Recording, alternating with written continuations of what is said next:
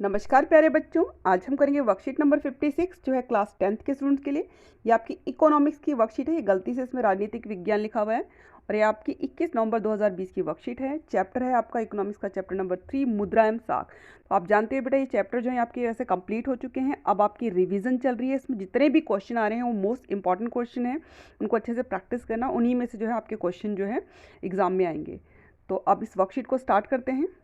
जो आपकी ये वर्कशीट है इसमें 3 और 5 अंक वाले दीर्घ उत्तरीय प्रश्न हैं आपके 8। ठीक है, आप देख सकते हो।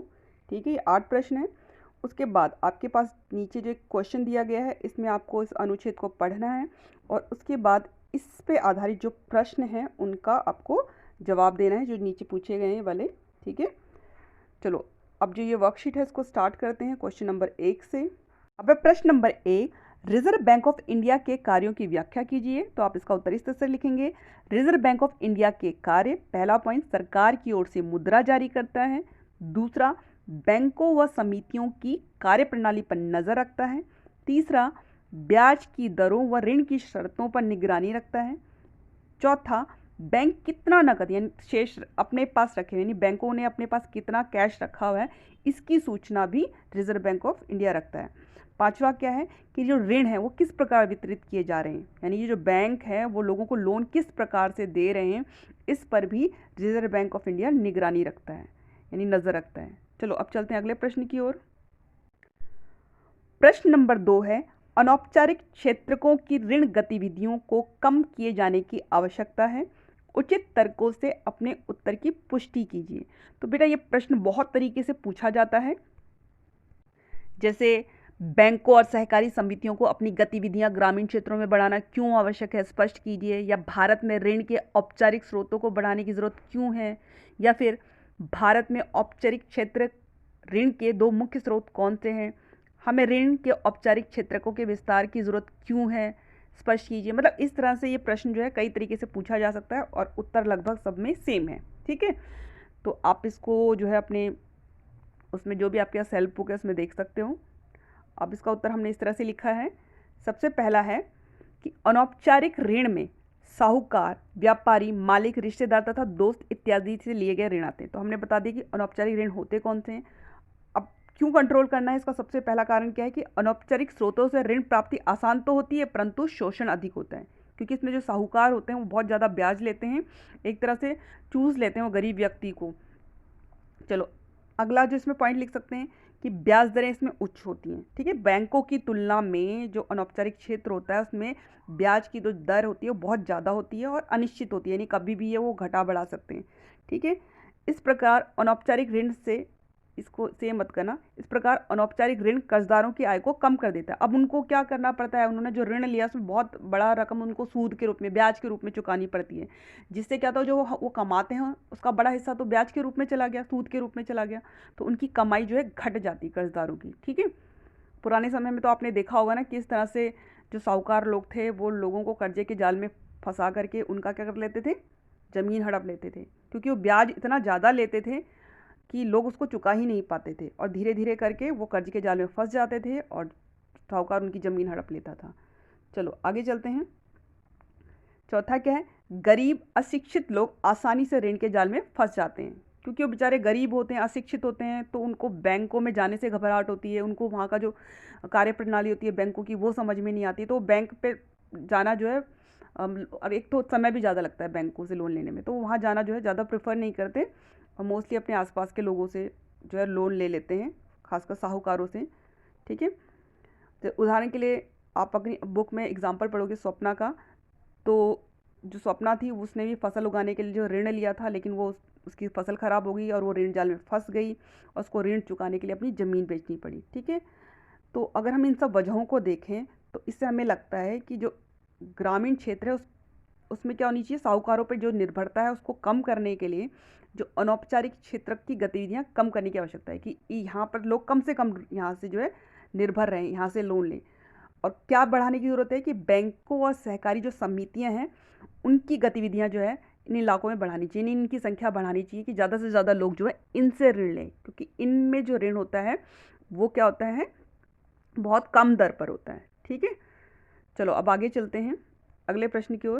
अब है प्रश्न नंबर 3, गरीबों के लिए स्वयं सहायता समूह संगठन महत्वपूर्ण क्यों है? अपने विचार दीजिए। ये भी इंपॉर्टेंट क्वेश्चन है, तो इसका उत्तर में आप पॉइंट वाइज ऐसे लिखोगे कि स्वयं सहायता समूह संगठन गरीबों को संगठित रूप से कार्य करने के लिए प्रेरित करते हैं। ठीक है। दूसरा ये अपने ग्रामीण निर्धन सदस्यों खासकर महिलाओं के लिए रोजगार के अवसर उत्पन्न करते हैं।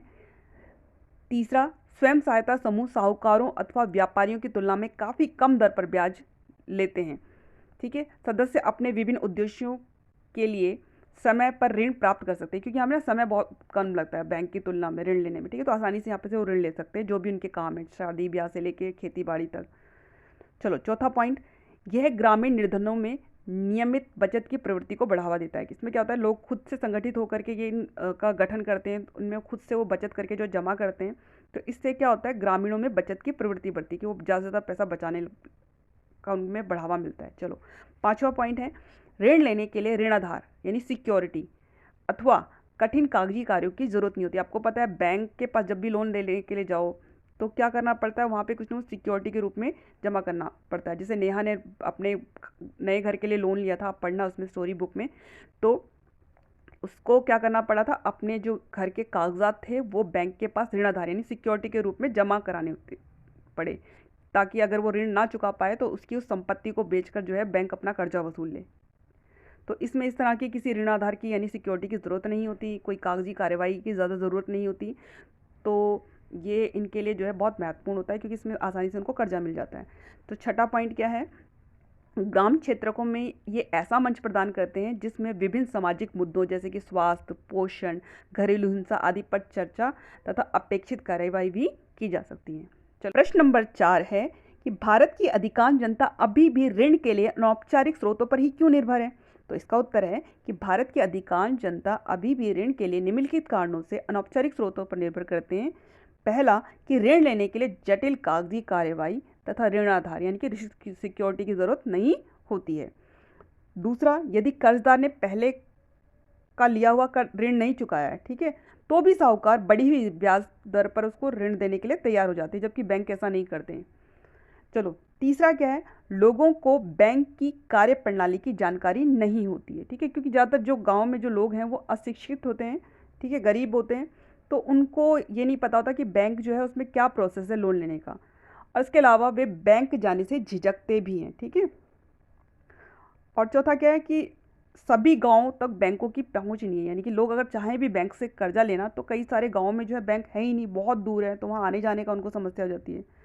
तो इस वजह से भी लोग क्या करते हैं, ज़्यादातर अनौपचारिक स्रोतों से ही ऋण लेते हैं। चलो चलते हैं अब अगले प्रश्न की ओर। अब है प्रश्न नंबर 5, साख की शर्तों से आप क्या समझते हैं? यह प्रत्येक व्यक्ति के लिए किस प्रकार भिन्न हो सकती है? तो इसका उत्तर है ब्याज दर, समर्थक ऋणाधार, आवश्यक कागजात और भुगतान के तरीकों को सम्मिलित रूप से ऋण की शर्तें कहा जाता है। ठीक है, ऋण या साख की शर्तें बेटा एक ही है। ठीक है। चलो, ऋण की शर्तों में एक ऋण व्यवस्था से दूसरी ऋण व्यवस्था में काफ़ी फर्क आ जाता है। जैसे एक बैंक से लोन ले रहा है, ठीक है, एक साहूकार से लोन ले रहा है, एक अपने दोस्त से लोन ले रहा है, तो क्या होगा, ऋण की जो शर्तें हैं, क्योंकि व्यवस्था बदल रही है, हर जगह एक अलग सिस्टम है ऋण लेने का, तो इससे ऋण की जो शर्तें वो हर जगह की अलग अलग होती हैं। चलो आगे चलते हैं। कर्जे की शर्तें उधारदाता और कर्जदार की प्रकृति पर भी निर्भर करती है कि वो किस प्रकृति के हैं। इस बात को पाठ्य पुस्तक में दिए गए श्यामलाल, अरुण और रमा के उदाहरणों से भली भांति समझा जा सकता है। तो इसमें श्यामलाल एक छोटा किसान है जो खेती के लिए साहूकार से ऋण लेता है, तो वहाँ पे ऋण की शर्तें अलग है। ठीक है, क्योंकि इनकी प्रकृति अलग है, ये अलग टाइप के जो है कर्जदाता और उधार लेने वाले हैं। चलो, और जो अरुण है एक बड़ा किसान है, वो खेती के लिए बैंक से ऋण लेता है। रमा कृषि मजदूर है जो बीमारी व समारोह के लिए अपने मालिक से कर्ज लेती है। तो इन तीनों की जो साख की शर्तें हैं वो भिन्न भिन्न है। ठीक है, आप यहाँ पे बेटा भिन्न भिन्न भिन्न शब्द और लिख लेना। ठीक है, भिन्न भिन्न है क्योंकि तीनों की ऋण व्यवस्था और कर्जदार और उधारदाता की प्रकृति में अंतर है। ठीक है, तो आप समझ गए होंगे कि ऋण की शर्तें क्यों अलग अलग हो जाती हैं। अब चलते हैं अगले प्रश्न की ओर। प्रश्न नंबर 6 है, मुद्रा के आधुनिक प्रकारों ने हमारे जीवन को किस प्रकार सरल किया है, व्याख्या कीजिए। तो उत्तर है कि मुद्रा के आधुनिक प्रकारों ने हमारे जीवन को पहले की तुलना में बहुत सरल कर दिया है। मुद्रा के आधुनिक रूपों में करेंसी, कागज के नोट और सिक्के तथा बैंकों में निक्षेप यानी बैंकों में जो डिपॉजिट पैसा है, जमा पैसा, उसको सम्मिलित किया जाता है।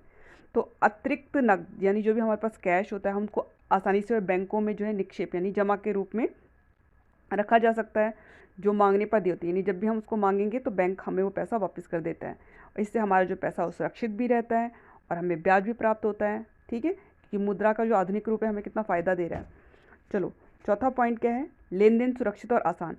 अब जो आधुनिक मुद्रा है उससे लेन देन करना आसान होता है और सुरक्षित भी रहता है, क्योंकि इसमें चोरी का जो डर होता है, खोने का जो डर होता है वो कम हो जाता है। कैसे? जैसे आधुनिक मुद्रा में चेक के माध्यम से जो आसानी से आप अपने खाते से जो जो जमा राशि है उससे आप भुगतान कर सकते हो किसी को भी। ठीक है, तो मैंने कहा ना, आपको कैश जो है एक साथ निकालना नहीं पड़ता, जिससे उसका चोरी होने का और गुम होने का जो भय है वो नहीं रहता।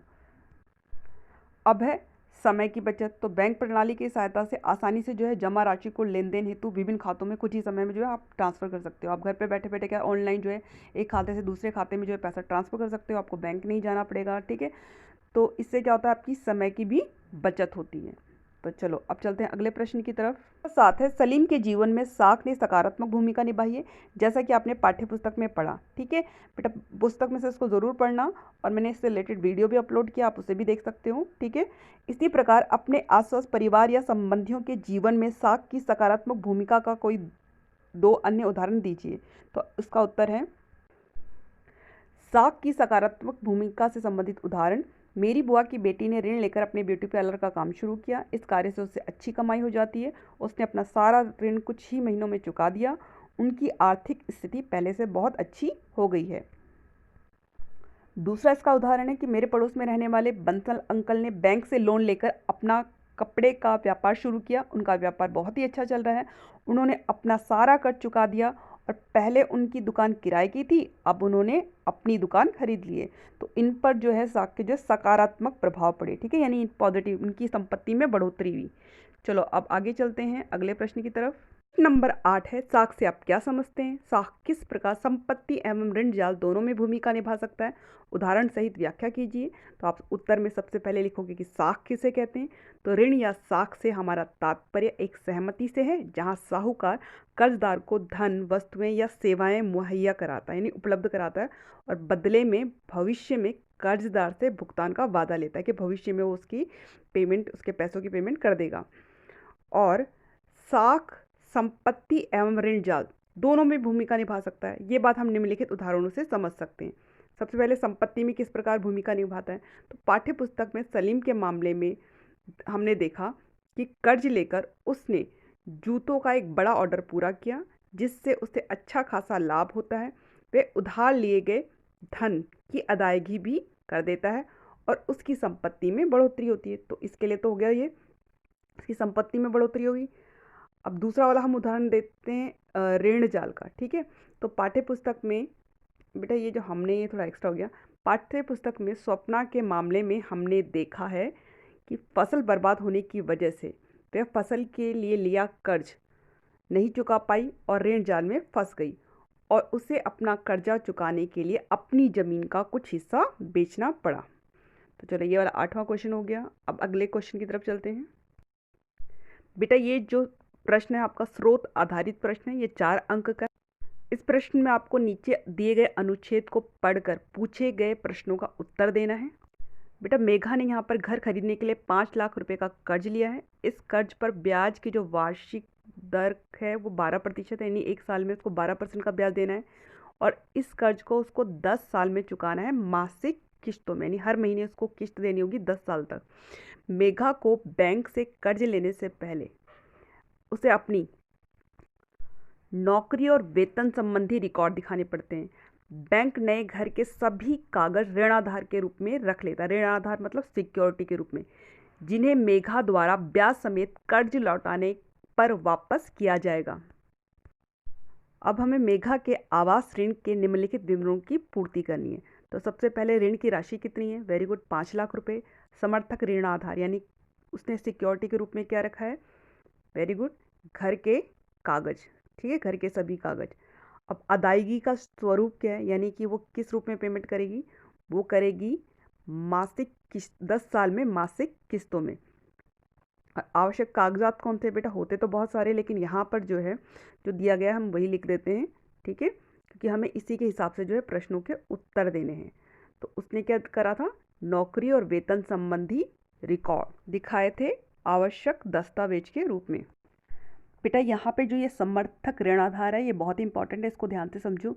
ये कर्ज लेने वाले की वो संपत्ति होती है जिसे बैंक अपने पास एक तरह से गिरवी रख लेता है सिक्योरिटी के रूप में, कि अगर कर्ज लेने वाला जो है किसी वजह से अपना कर्जा ना चुका पाए तो वो उसकी इस संपत्ति को बेचकर अपना कर्जा वसूल ले। जैसे इसमें बैंक ने क्या करा, मेघा के जो घर के सभी कागज हैं वो अपने पास ऋणाधार यानी सिक्योरिटी के रूप में रख लिया। अगर मेघा अपना कर्जा नहीं चुका पाती है तो वो उसका घर बेच करके अपना कर्जा वसूल कर लेगा।